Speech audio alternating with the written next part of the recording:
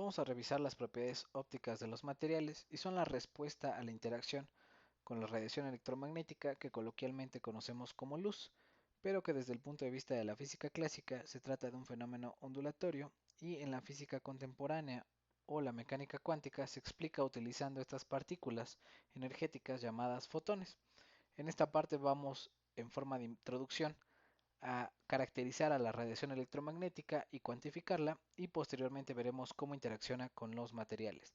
Y bueno, el espectro completo se clasifica utilizando diversos nombres debido a su energía, su frecuencia o su longitud de onda. Y vamos a ver que un pequeño rango es a lo que conocemos como luz visible porque es la zona que puede detectar el ojo humano. Y bueno, algunas cantidades importantes sería la energía que se transmite, la frecuencia, su longitud de onda y la velocidad de propagación. La primera ecuación se utiliza en mecánica cuántica para evaluar la energía de un fotón dada una cierta frecuencia o una longitud de onda. Y la segunda es un resultado de las ecuaciones de Maxwell que permite estimar la velocidad de propagación de la luz en un medio dada una permitividad eléctrica y una permeabilidad magnética.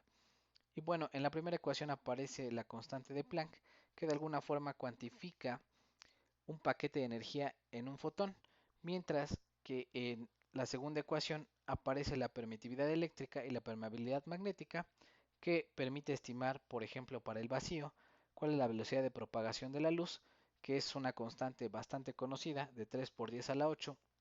En realidad es muy veloz.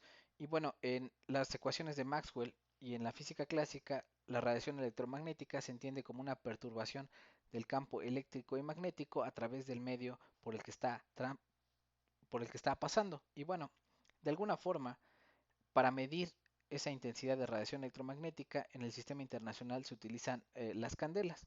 ¿Qué es una candela? Bueno, es la potencia de una fuente luminosa por unidad de ángulo sólido. ¿Qué es un ángulo sólido? Bueno, en tercera dimensión, en una esfera, un sector en forma de cono, a eso se le conoce como ángulo sólido y se mide con estas unidades que se conocen como estereoradianes.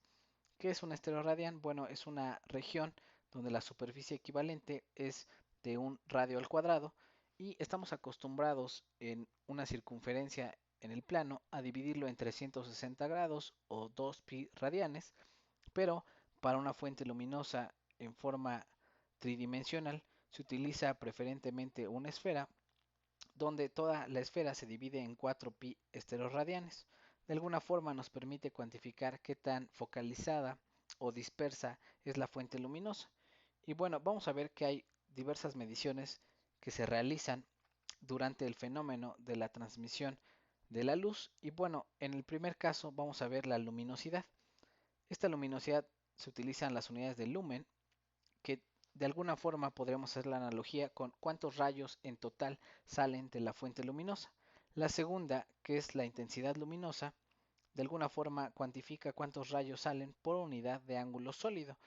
De alguna forma cancela el factor geométrico y mide cuántos rayos realmente van a ser aprovechados para iluminar. La siguiente parte sería, bueno, los rayos inciden en una superficie plana, a eso se le conoce como la iluminancia, cuántos rayos inciden por metro cuadrado, y las unidades son lux.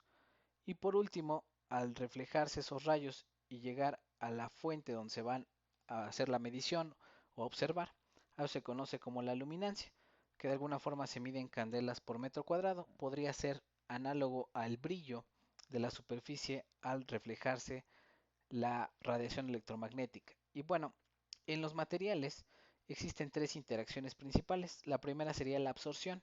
Parte de la radiación electromagnética se absorbe en el material, otra parte se refleja y otra parte se transmite, es decir, atraviesa a nuestro material.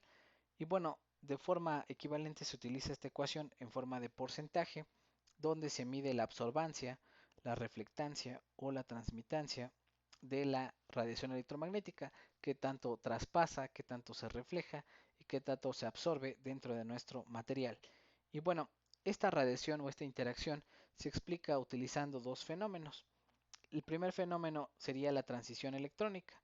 Al incidir un fotón en las partículas, por ejemplo los electrones, estas partículas van a pasar de un estado basal a un estado de excitación en donde contienen mayor energía y bueno, este paso puede de alguna forma explicar la absorción de la intensidad luminosa y al regresar a su estado basal emite otra vez la energía o emite una frecuencia distinta y esto de alguna forma también explica la reflexión. Por otra parte, existe lo que se conoce como la polarización electrónica, donde la nube electrónica o los electrones dentro del átomo se desplazan respecto al núcleo y esto de alguna forma también explica la energía que se absorbe durante la transmisión de la luz a través de nuestro material, pero también el fenómeno de refracción. ¿Qué sucede con la radiación electromagnética cuando pasa de un medio a otro? Bueno, esta se desvía y se utiliza algo que se conoce como la ley de Snell, con un índice de refracción, el cual mide qué tanto se modifica el ángulo, pero además cuánto cambia, y de hecho es un resultado de qué tanto se modifica la velocidad de propagación de un medio a otro de la radiación electromagnética. Cada material tendrá un índice de refracción dependiendo qué tanto se modifica esta velocidad de propagación y normalmente se compara con el vacío o con el aire que tienen prácticamente la misma velocidad de propagación. Y bueno, a veces se confunde la intensidad luminosa con la radiación o la irradiancia. ¿Qué es esto? Bueno, esta luz que incide sobre la materia hace que se transfiera calor y aumente su temperatura. Y este aumento o transferencia de calor se mide en watts por metro cuadrado. Es un flujo de calor que se estudia en transporte de energía y se utiliza algo que se conoce como la ley de Stefan Boltzmann, que tiene que ver con la radiación de un cuerpo idealizado, un cuerpo negro, que absorbe toda la energía y transfiere calor debido a su temperatura. Normalmente se utiliza esta constante que proviene de análisis de la mecánica cuántica, pero cada material tiene una distinta emisividad y esta radiación eh, electromagnética también se utiliza para medir de alguna forma o cuantificar las propiedades ópticas de los materiales y en algunos metales cuando los calientan, bueno, es común ver que brillen debido a esta irradiancia o esta transferencia de calor que se lleva a cabo por el movimiento de las partículas en su interior.